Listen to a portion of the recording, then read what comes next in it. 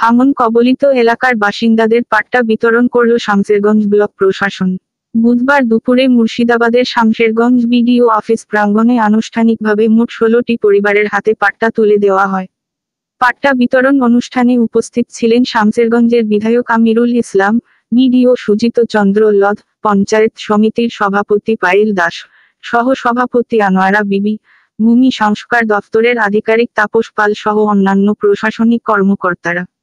এদিন শামসেরগঞ্জের বোগদাদনগর অঞ্চলের 14টি ভাঙন কবলিত এলাকার পরিবার এবং চাচণ্ড অঞ্চলের 2টি গঙ্গায় সর্বহারা পরিবারের হাতে জমির পাট্টা তুলে দেওয়া হয়।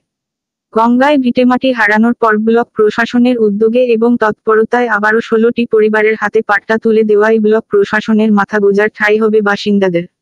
আগামী দিনে খুব দ্রুত ভাঙন কবলিত এলাকার বাসিন্দারা সকলেই পাট্টা পাবেন বলেও আশা ব্যক্ত করেন প্রশাসনিক কর্মকর্তারা।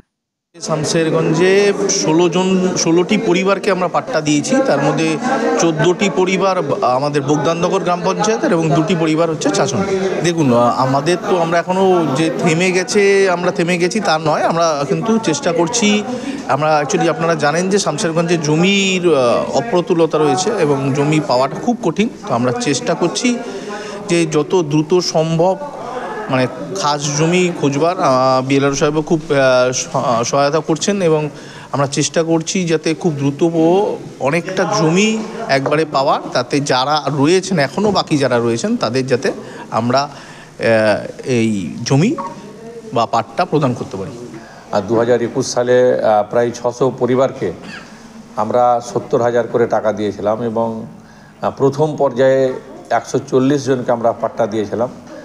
দ্বিতীয় পর্যায়ে মাননীয় মুখ্যমন্ত্রী মমতা বন্দ্যোপাধ্যায় এই ভাঙন পরিদর্শনে এসেছিলেন এবং নিজের হাতে 87 জনকে পাট্টা দিয়েছিলেন এবং আজকে আমরা 16 জনকে দিলাম।